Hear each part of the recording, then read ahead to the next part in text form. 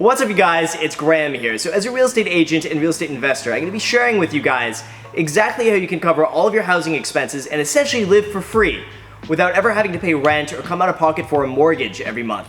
Now, if you do this right, you can actually get paid to live for free, and here's how. And by the way, it's none of this bullshit like be a house sitter, live off the grid, or better yet, move in with mom and dad. It's none of that. So before I get into it, at some point or another, all of us will have to either pay rent or pay a mortgage for their housing expenses. It's pretty much unavoidable. Now, we go to work and we exchange our time and our resources for money, which then gets funneled through our housing expenses. And generally speaking, housing is one of the largest expenses that you have. So it's not the end of the world, but it's still an expense that's gonna have to come out of pocket every single month. Now, when you already have a savings and you're about to make the jump into buying a property, one of the things that so many people overlook is multifamily properties, and this is why it's such a good opportunity. And these are 2 to 4 unit homes like duplexes, triplexes, and fourplexes, which means instead of having one house on one lot, you can have 2, 3, or 4 units on one lot. Now, for loan purposes, this is treated the exact same as if you were buying a house or if you were buying a condo. Now, what makes this really unique is that you have other units on your property that you can freely rent out to cover all of your property expenses. Not only that, it gets better. You can also count the anticipated rental income of the other units towards your own income and qualify for a larger loan. So in one situation, if you can normally qualify on your own for a $400,000 mortgage, if you buy a multifamily, you can take the anticipated rental income of the other units that you would be receiving, count that as income you will be receiving, and get a larger loan, which means that you might be able to qualify for a $500,000 loan or a $600,000 loan, just based off the anticipated rental income that the other units will bring in. Now, when you buy these properties correctly, the rental income you're going to be receiving from the other units is enough to cover all of your ownership costs of the property, including your mortgage, your taxes, your insurance, your repairs, your vacancy, everything, and you can live in one of the units essentially for free from there. So I'm going to be making up a very simple example just to give you an idea of what it's like, and then I'll show you some real world examples of property I've been looking at. So let's say you find a 4-unit property and the cost is $500,000. Each unit you can probably rent for about $950 per month. Now remember, there's 4 units, so you're gonna be living in one of the units and you can rent out the other 3 units each for $950. And let's also assume you're a baller and you put 20% down, which is $100,000. This means you paid $100,000 down and the bank is loaning you $400,000 towards buying this property. Your mortgage on that $400,000 is gonna be about $1,900 per month. Your property taxes on average will be about $420 per month. Insurance might be about $150 per month, and then we'll tack on another $200 a month for other little miscellaneous things that might come up. Now, the total expense for the property is gonna be about $2,670 per month. Now, obviously, for all these real estate gurus out here, I'm simplifying things a lot, but I'm just trying to give you a general understanding of what the principle is that I'm talking about here. Now, remember, you're living in one of the unit and you're receiving $950 a month for the other 3 units. That means from the 3 units that you're renting, you're receiving $2,850 per month gross rent. This means you can live in the 4th unit, collect $2,850 per month, and still walk away with $180 per month in profit. This also doesn't include all the tax benefits and deductions you can get by owning real estate and living in it as a primary residence. This means that you can deduct 1/4 of all the mortgage interest that you pay, 1/4 of all the property taxes that you can pay, and then use all the other expenses as write-offs against the income that you're already making from the other units. So now let's take an actual example from a property that I was actually looking at and thinking about buying. Now keep in mind, Los Angeles is terrible for its returns. It probably has some of the lowest returns in terms of purchase price to rental income in probably the entire country, maybe besides New York and San Francisco. So this isn't necessarily the best example, but it is an honest, real world example of properties I was actually looking at buying for myself. Other areas are obviously going to be much better for finding great cash flowing multifamily properties that Los Angeles just doesn't offer.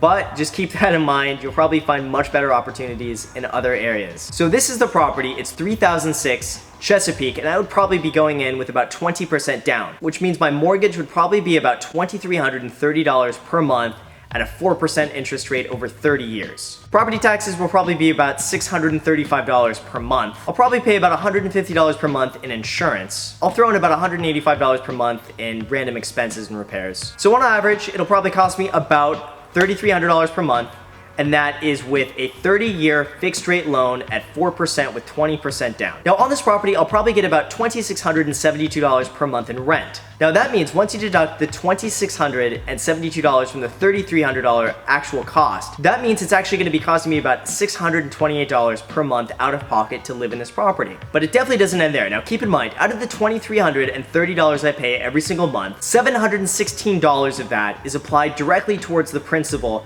paying down my loan. So when you apply the $716 with the $628 I'm out of pocket every month, you actually come out ahead about $100 per month living in this property essentially for free. This also doesn't include the tax write-offs of owning real estate, which means I can deduct 1/3 of the interest I pay on the mortgage, I can deduct 1/3 of the total property tax bill, and I can deduct all the expenses related to renting out the other units. If we factor all of that in, for me at least, this is probably worth about $300 per month. So essentially, I can live in this place for free and get paid, after all my tax write-offs, paying down the equity and everything, about $300 per month. Now keep in mind, living for free and making $300 per month in Los Angeles for owning a property is incredible. So here's another example at 2817 Norton. So keep in mind, same loan as before, 20% down, 30-year fixed at about 4%. That means my mortgage on this property is gonna be about $3,100 per month. I'm gonna pay about $843 per month in property taxes, about $150 per month in insurance. I'll throw in a bit more than $100 a month in repairs just to keep it a round number here. But my total out-of-pocket expenses on a property like this will probably be about $4,200 per month. Now of that, I'm going to be collecting $3,021 per month in rent from the other units, which means I'm out of pocket about $1,180 per month. But keep in mind, like my other scenario, you're also paying down your mortgage, which means that $950 per month of that gets directly applied towards your principal. It's pretty much like a forced savings account where every single month you're putting in money,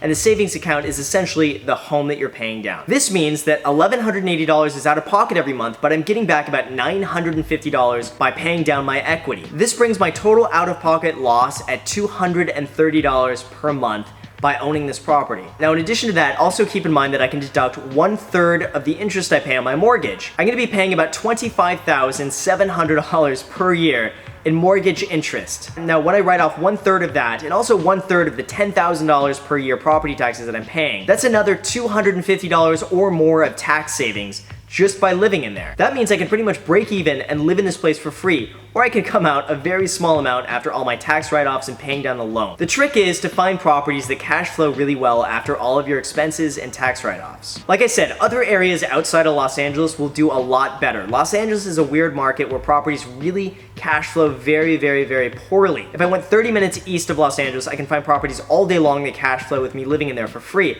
and I'd be able to make a significantly larger profit.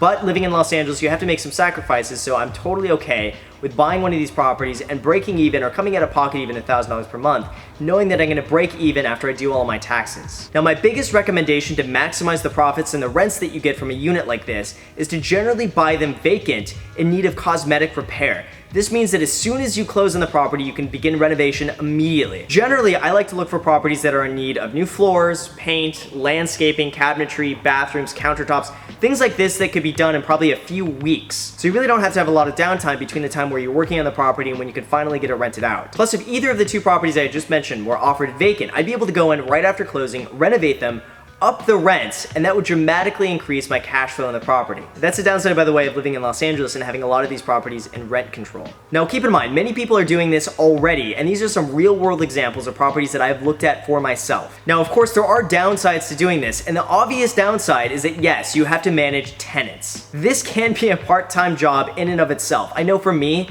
it took me a lot of work in the beginning to get the tenants I have now.